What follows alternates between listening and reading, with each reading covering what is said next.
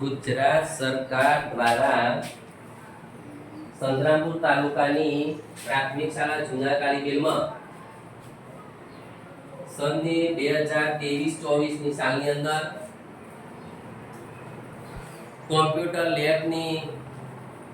Grant SMC એજ્યુકેશનમાં જમા થયેલી. તો આ કોમ્પ્યુટર લેબની અંદર સરકારશ્રીના નિયમ મુજબ એક કોમ્પ્યુટર કોટા સ્ટોન ના પથ્થરથી બનાવવાની હતી અને એ કોટા સ્ટોન મેં લુણાવાડાથી કોટા સ્ટોન બંને બાજુના પોલિશ આ બંને બાજુ પોલિશના પથ્થરોથી